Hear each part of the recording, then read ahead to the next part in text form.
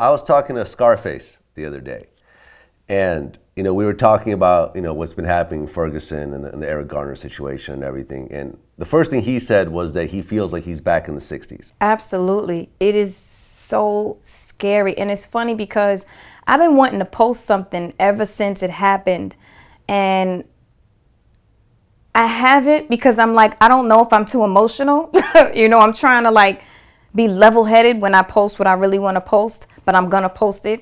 And it's so sad because we are going backwards, and it's a reality. And it was funny, I was talking to one of my friends last night, and it's like our generation, we have so much power to touch so many people, but who is the leader that's gonna really get a bunch of people together to take action on what's happening and what's going on? You know what I mean? So it's like, who's gonna call who? Like, is it Jay? Is it Nas? Is it like who's gonna call who and say, listen, we all need to have a big, huge meeting? You know what I'm saying? And somebody needs to do something. The protesting, I feel like it's amazing and it's causing awareness, but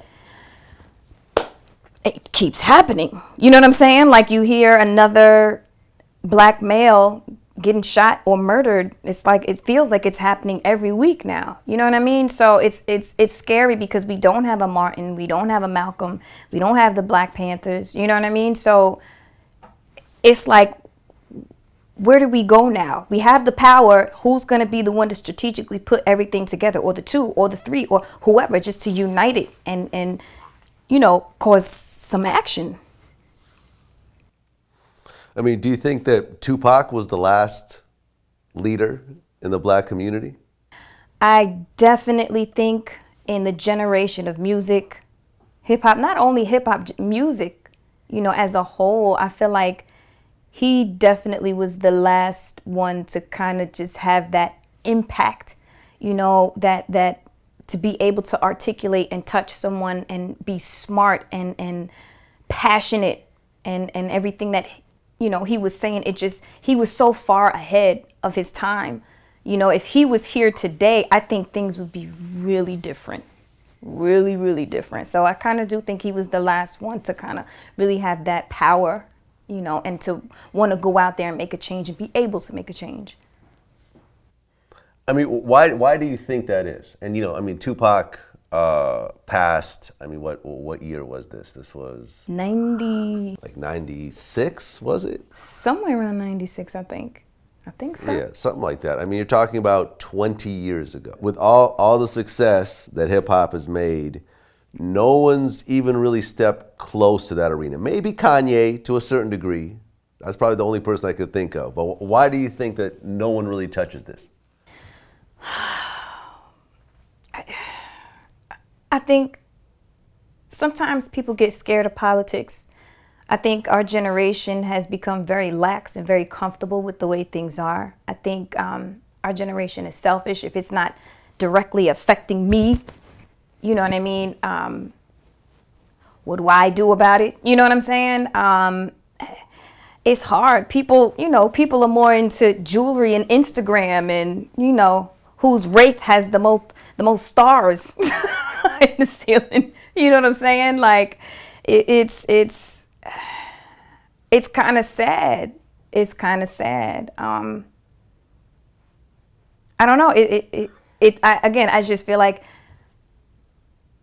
if it doesn't directly touch you, you're not going to do anything, to execute. You have a new project that's already released, the Christmas album? Yes, A Wonderful Christmas with Ashanti. Okay, so tell me how that came together. It's crazy because I shot a movie last year with Lifetime called Christmas in the City. And they actually, when we wrapped the movie, they were like, oh, we want to use some of your Christmas music to put in the film. So I was like, okay, cool, that'll be great. And my Christmas album, which I released in '04, was under Murder Inc. Def Jam. So we went to get approval to use the Christmas records, and the approval was denied. So I was like, what? And I said, all right, I'm going to go in and I'm going to make 5 new records, and we're going to put those new records in the Christmas movie. So that's what we did. And it ended up being a really good thing. It ended up being a really good play for me, you know, and it helped me create my relationship with Lifetime. And that turned into the EP for the album, the Christmas album. So it all kind of made sense. We did the new Christmas music, put it in a movie, and I said it doesn't make sense to have these Christmas records and not have them available. Let's make an EP.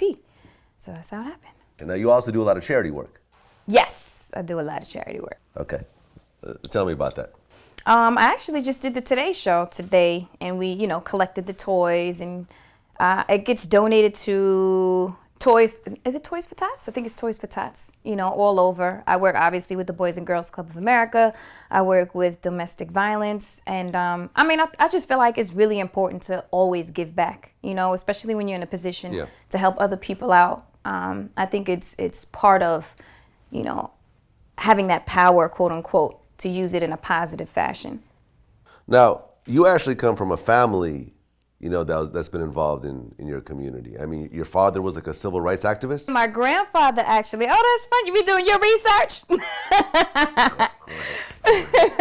Yeah, my grandfather, he was the best, man. He ran for mayor in my town. He was head of the NAACP. He integrated the firehouse, the police station. He made a daycare center for the underprivileged. I actually used to work there when I was in high school. I come from an amazing family of like powerful leaders. He actually marched with Martin Luther King. And that, you know, it was a blessing to kind of have him as my grandfather, you know, so. Yeah. That's a very significant thing. I mean, what did he tell you about marching with MLK? Well, I was obviously very young, and I just remember there's articles about it in my house. My mom, my aunt, they have, and he was holding up his shoes, and you could tell that they were like really beat up and worn down, and, you know, he got spat on and, you know, pushed around, and they were throwing rocks and all kind of things. But from what I was told, you know, it just meant a lot because he knew that he would be making a difference for his children and me and even my children to come. You know what I'm saying? So he felt like it was something that was so strong and obviously would help change everything. So last year, there was a rumor that you were going to go to YMCMB. I heard that.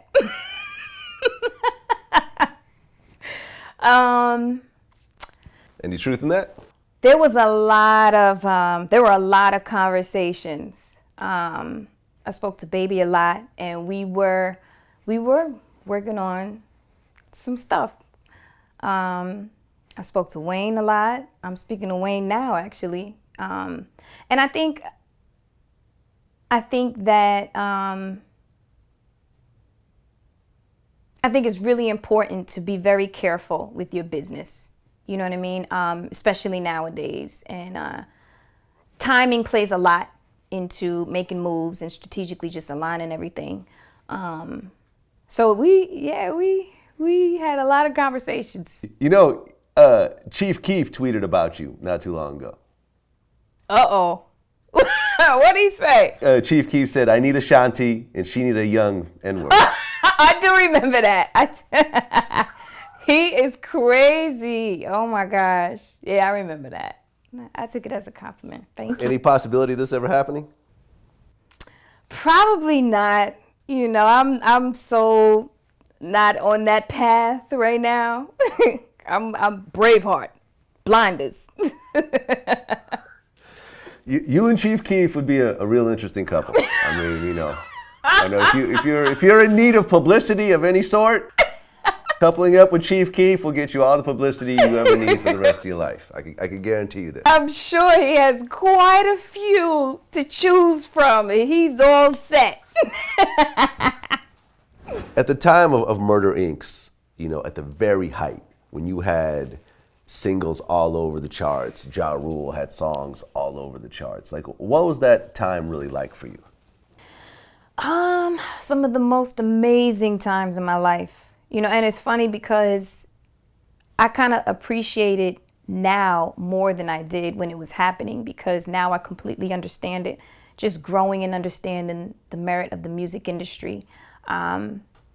Man, we had some amazing times. It was, oh, this is funny. I was talking to somebody last night, and I was like, remember, you used to get in the car with the driver, and they used to have the Hits magazine in the back, and you flip through, and it was Ashanti, 1 and 2, 1 and 2, you know what I mean? And it was like, you could see it's #1 in Switzerland and #1 in Hong Kong, and you know what I'm saying? And it was historic, it was classic, and it was a time where music just felt good, It was different. It was a whole different feeling. It felt like it was more love, It was fun. It was a lot of fun. You and Ja Rule always seem to have just this great chemistry together, when you guys work. I'm not always there when you call, just a very, very timeless song and so forth. What do you think established that kind of chemistry? It's weird. I think when the very first Murder Inc. video I did was Pop City, and that was with Cadillac Ty. So it was me, Vita, Caddy, Black Child, obviously, and Ja. And at the end of the video, we were all just sitting on a block, and me and Ja we just clicked. We just were talking, like, cause I'm cool in the game, like I was always with the boys. I always ended up being the only girl kicking it with the boys, and we just clicked. It was just, I don't know. I don't know what it was, and it was so organic and it was so natural, And then once we started doing records together, it's funny, they used to think that I had a ghostwriter. No one believed that I was writing my records. So they used to make me come into the studio and write in front of them, because I used to like to take my stuff home and write in my little basement. And once he found a respect for me, like, yo, she wrote that, Bon wrote that. It was like, wow. And then we kind of would just always feed off of each other, and it was always just organic. Now, you're really big on Instagram.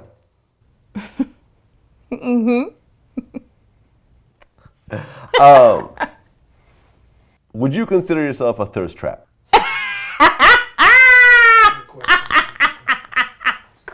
I mean, listen. Some of the pictures, kinda sort of, I have to say. 'Cause, there's a lot of Ashanti articles that end up on VladTV based on just Instagram photos. And let me tell you, there's a lot of thirsty dudes in the comments. Look, I would hope that's a good thing. No, just. I mean, I'm not trying to trap anyone. I'm not trying. I guess that's the key word here. When you just, you're chilling and you're posting your little pics, it's a difference, than looking thirsty and looking like you're trying. I mean, you do know that certain pictures get a whole lot more likes than other pictures. A whole lot more comments. Yes, this is true. It's no surprise what those pictures are. This is true. Now, I mean, the one thing that's obvious is that you're in great shape. How do you stay in shape, as you get older? You know what? I'm going to keep it all the way 100. I have to give a lot of credit to my parents, my genes, because I kid you not, I haven't been in the gym in like 2 years. Yo, I swear, the last time I was in the gym, years. I think it was like before I started shooting Army Wives. And I just been saying, like, I gotta get back in the gym. But honestly, I eat pretty well. Like, I don't really eat fried food. I don't eat red meat. I don't eat pork. And I do a lot of juicing, like kale and spinach and fruit and all of that stuff. But this is my New Year's resolution. I plan on getting back in the gym next year. Who do you think is a better twerker, you or your sister? Oh, my sister. Let me tell you about my sister and the dimes. They get ratchet. Nah, they definitely get their twerk. But see, no one's ever really seen me twerk for real. And no, that's not an invitation. I'm not about to turn around and do it, all right? One of these days, I'm gonna show a real twerk. So your sister definitely out twerks you though, in private, behind no cameras. Let me see.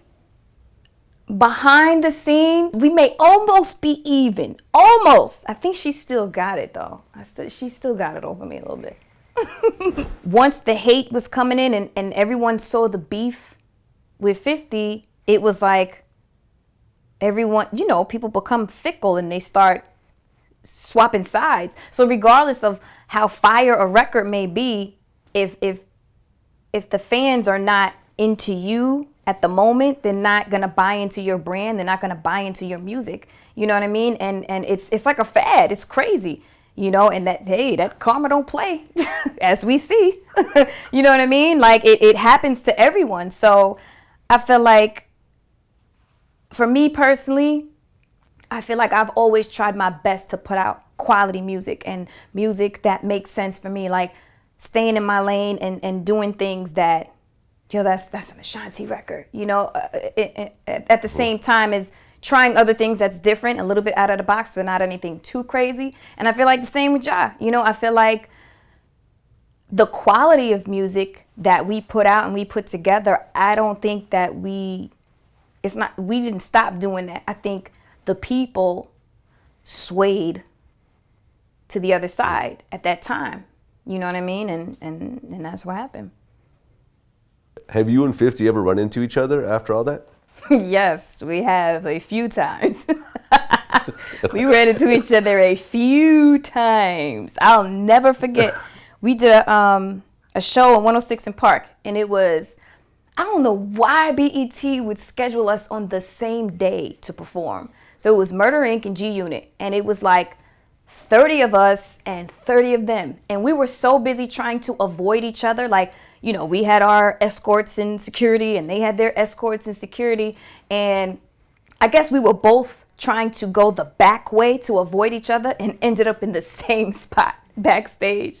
And that was one of the most tense moments. I was just like, oh my gosh, what's going to happen? I have on heels. I don't want to do this. It was really crazy. But surprisingly enough, nothing popped off. It was like we were walking like this down the hall. And it was only one way to go. And we kind of met up and went like that. And I'm just very grateful that it was peaceful and nobody moved, nobody got shot. I ran into him. It was very rare back then that I was without the boys, very rare. And maybe the one or two times that I wasn't with them, I'll never forget, we were in LA doing a Christian Dior event. It was myself, Whitney Houston, Bobby Brown. They were like here, I was sitting at a table here, and 50 was here. And one of my attorneys was here, we had security, whatever. And he had like tapped my attorney and was like, yo, tell Ashanti it's nothing personal, it's no beef. I respect her music, and this has nothing to do with her. You know what I mean? And he told me, and I was like, I didn't know what to say. We didn't directly have that conversation. He said it to my attorney. My attorney said it to me. Obviously, he didn't know that was my attorney. But it was like, okay, thanks. Wow. Like, you know what I mean? I don't know. And then the next time I ran into him, we were at the VMAs in Vegas. And I think this was like, 6, 7, somewhere around that whatever time. Oh, it was the one that oh gosh, what's Pamela Anderson's guy? Tommy Lee and Kid Rock had the fight, because I was sitting right behind Kid Rock when he cocked his fist back. He almost hit me with his rhinestones on his jacket. But it was that time, and Nelly made 50 apologize to me in front of the entire audience. And it was funny. And at that time, it was like, okay, cool. No beef, no harm, no foul. We're all good. Nothing, water under the bridge. And that was it. Wait, so 50 apologized in front of the whole audience. So what did he say exactly? He said, Ashanti, I'm sorry. I'm sorry, Ashanti, all right? I'm sorry. And everybody started laughing. What do you think kind of caused the decline of Murder Inc.? I mean, I think it was pretty obvious, being federally indicted. I'd say. Right. But they beat that case, though. The damage was done. You know what I mean? Like, that went on for a long time. Obviously, the beef with 50 and Ja, you know what I mean? It was a lot. And when you think about it, me and Ja were the most successful ones on the record label. So when everybody was making their diss records or whatever, it's not like me and Ja was going to make a diss record together. You know what I mean? Everyone else, they were doing, whatever they were doing on the other side.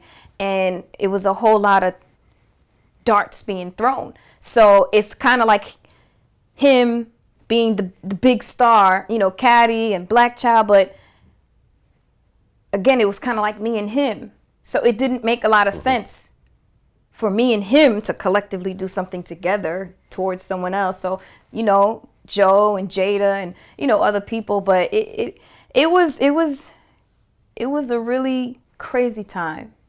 Again, I don't want to get too much into the politics of it all, but again, envy and jealousy is a mean trait. Being bitter is really mean. It's not a good characteristic. So, what's coming up next? What can we look forward to from Ashanti?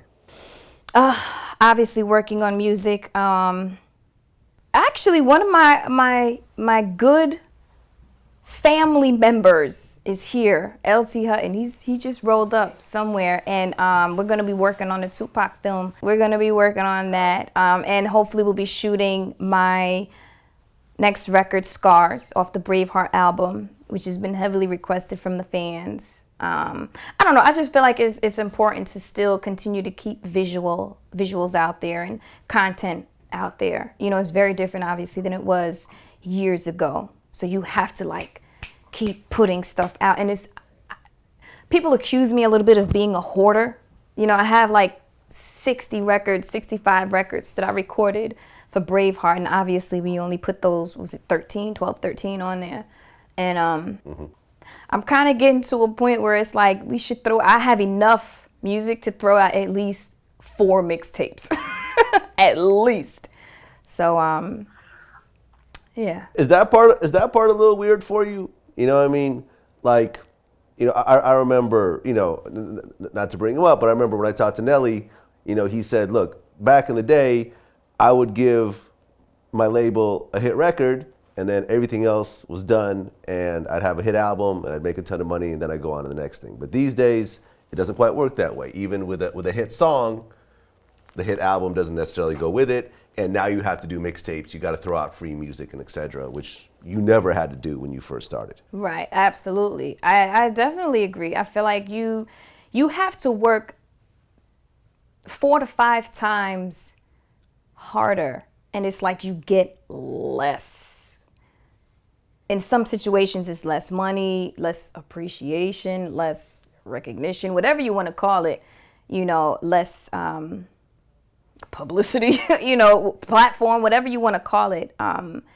You have to do so much more to just maintain, whereas again, like you just said, whereas before it was simple, it was simple. You put some money behind this, you put a little visual to this, you throw it out there and but now it's a lot more work. It's a lot more work. Yeah, I mean, you also see independent labels going to #1. Like, for example, Macklemore did it. Mm-hmm. That hasn't happened really in our lifetime up until now. Mm-hmm. Mm-hmm. It's crazy because, when I was put in the position to choose, when we put out our last album on Universal back in 2008, after that deal was over, from 2009 to 2011, 2012, I was offered 7 record deals from majors. And it was one of the hardest things that I've ever done, to turn away and walk away from each deal. And I just couldn't stomach the 360. You know what I mean? So So that's what it was. It was all 360 deals during that time. Absolutely. They were 360 deals. Right. And I just felt like, you know, not to say, I just felt like for what we have created and what we built with my brand and foundation, I just didn't feel like for the label to take X amount of percentage and not bringing things to the table, it insulted my integrity. You know what I mean? So I was like, nah, we're going to do this on our own. And we're going to make it work. We're going to make it happen. And I was so scared and so nervous. And now people kind of want to jump on the indie bandwagon. You know what I mean? Because what's happening is you're working the same amount. You're still receiving less money. The radio people are the same. The PR firms are the same. You know what I mean? And you have less control. And even if someone sells 100,000 on a major and someone else sells 20,000 on an indie, that 20,000 is probably going to get you more money off those sales. You know what I mean? Because it's a very different percentage. And for me, I was just very, very blessed and very grateful to have a #1 indie album. You know, my first time out on my own record label, you know, being distributed with E1 and everything. But we definitely, as a team, we worked so hard, you know, and it was a lot. You know, being a female, it's very expensive. Hair, makeup, glam, clothes, shoes, jewelry, cars, it's a lot. You know, a rapper could throw on a t-shirt, a chain, a watch, and some Jordans, and he's cool. With the album coming out under your own label, are you planning on developing and having multiple artists and so forth? You know what? I definitely have been thinking about it. I think what's most important is to make sure that my stuff is correct so that I'm in a position to really do the right thing for another artist. I've been shelved before, and it's the worst feeling ever. But I do have a couple of ideas as far as signing different kind of artists. You know, not your regular R&B singer, rapper, whatever, but something just a little bit different out of the box. And I feel like if it works, it'll be amazing. So we'll see. Well, you know, I heard that Irv Gotti needs an A&R job. Irv has a great ear. You know, I don't know how good it is now. I know it was amazing, you know, back when we were all, when Murder Inc. was popping. Well, I mean, even beyond Murder Inc., I mean, Irv was really instrumental in Def Jam. Absolutely. I mean, he was. Absolutely. Because remember, there was a super group that was supposed to happen called Murder Inc., which was Ja Rule, Jay-Z, and DMX. Yep, absolutely. Were you around during that time? No, that was before me. I was still a fan of everything, but that was definitely before me. But yeah, I mean, Irv and that whole era, that whole movement was so huge for hip hop, you know, just the music and the three of them alone and how they have implemented and struck a chord with our culture. You know, it was phenomenal. You know what I mean? And you can't do anything but respect that. Was Irv just completely involved in all your projects on Murder Inc.? First, second, and third album, definitely. Like we had a great chemistry, just bouncing ideas off of each other. He definitely pushed me the hardest, you know, and I think it was because, again, I was like the only girl amongst all the boys, and he used to like make me battle for beats. Like if I like to beat and Ja liked to beat, or if I like to beat and a black child liked to beat, he'd be like, all right, whoever writes the hottest hook can have it, you know. And what?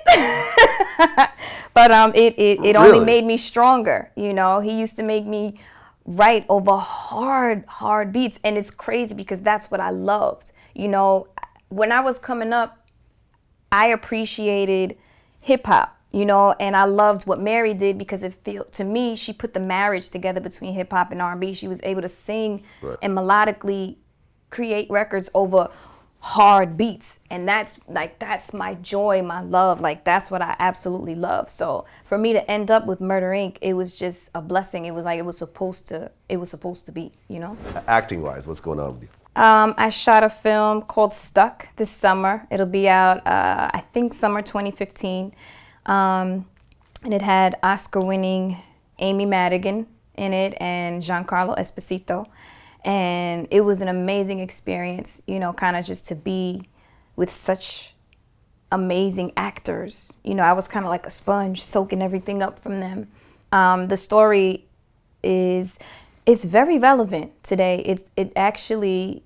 It takes place in a New York subway, and it's 6 people from different ethnicities being stuck in a subway car in the summertime in New York City. So your obvious stereotypes, you know, tension and arguing comes out, and it kind of puts it on Front Street that we've come a long way, but we have so far to go. And it's crazy because with everything that we were just talking about earlier, you know, with all of the murders that have been happening recently, that's another thing. You know, it just throws it back into your face like, we have a long way to go, you know. It was really cool, though. It was adapted from a musical, and it's different. It's kind of like a musical combined with a regular feature film, and it was good. I think people are going to enjoy it. I mean, how similar, you know, in terms of, you know, artistically, is it, you know, to go from singing to acting? Because, you know, you've seen a lot of, you know, a lot of female singers make that transition. You know, like Whitney Houston, for example. Mm-hmm.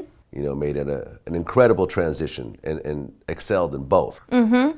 You know, do you feel it's a similar craft? I feel, for me, I love it. I have a passion for it. I feel like to be able to be a different character, but bring yourself to that character and who you really are, and to bring, you know, talent and spice and pizzazz to create something else under the direction of someone is really cool. And I feel like it's important to pick projects that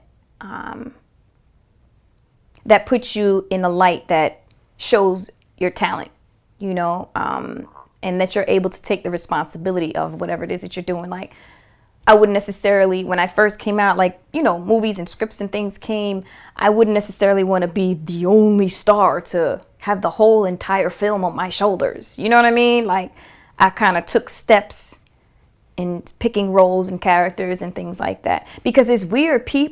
Sometimes people do not differentiate between the character and who you are. You know, like, you'll see somebody and you're like, oh, I can't stand him. He killed such and such and such in that movie. And, you know, it's a film. You know, it's not really who I am. So, you know, I think it's important. And I think you just really have to put your heart and soul into whatever it is that you do, you know. You know, it seems like you've been very picky with your roles. You know, I mean, because you only see Ashanti come out every so often, and it's usually a good role. Like, you know, I mean, it doesn't seem like you're just taking every role that kind of comes across your way and just working nonstop in Hollywood like that. Absolutely. I definitely take pride, you know, in how I'm represented, and trust me, we've turned down some stuff.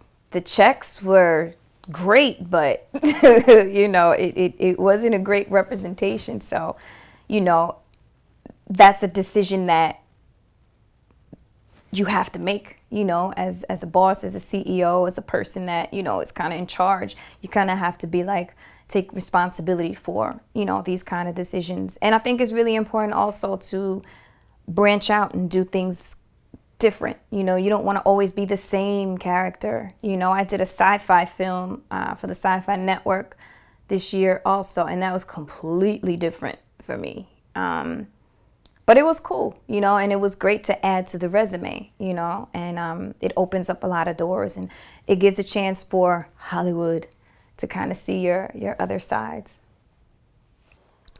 Are there any roles that you turned down that kind of became big roles by someone else doing it? You know, like for example, like I was told by someone that before Tupac died, he was actually supposed to have Will Smith's role in Independence Day. This is funny. I was talking about this when I did that serious radio program the other day. I was supposed to do Honey, the first one that Really? Jessica Alba did. But I feel like it was amazing for her. You know, I don't know if it would have turned out like that for me. That was super early in my career. I don't remember if that was my first or second album, somewhere around then. You mentioned that you're working with LT Hutton on the Tupac project. Are you producing, or are you going to be acting in it, or what's the story with that? We're doing music together. He's here. I mean, do you want to speak to him? Can he come say hi? Yeah. Let him come say hi. What's going on with this Tupac project? Oh man, you know, we pushing full steam ahead, you know. There's going to be a Tupac movie? Oh yeah, it's the actual biopic, you know what I mean? Those documentaries, all that stuff was that, but this the actual, you know, theatrical version, $40 million scenario. Okay. Is there anyone locked in? Director, actors, anything? Yeah, we got that's questions, you know. Yeah, it was a director locked in, man, but you know, it's a lot of breaking news going on that's happening with that scenario. So, you know, we changing a few pieces of the puzzle around. You know what I mean? It's like I tell people, you know, about the timing and the patience of it. You know, it's not no disrespect to Lifetime, but you know, I don't want to make them type of mistakes. I wouldn't do it. And like I explain to people, I'd never be known that. First of all, I respect the culture too much. And I tell people, you know, we only get once, you know, one time to tell these type of stories. And it's so important culturally to get it correct, you know, that if it took me another 10 years, I would do that, you know what I mean? Just to make sure everything is right, you know. So it's more passion. It's not a rush to gain monetary gain. It's really a slow pace to make sure that we do it justice, you know. Sure.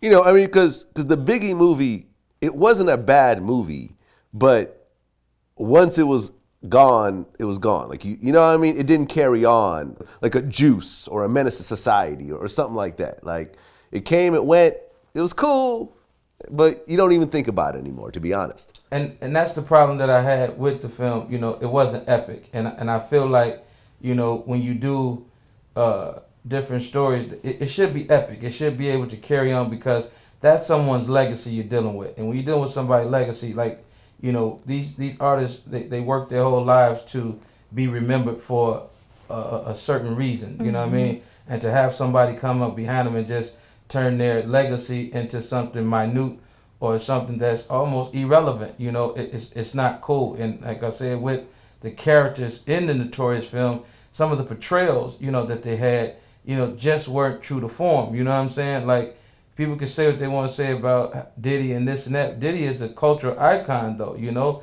he's a tastemaker. You know, he wasn't Derek Luke. You follow what I'm saying?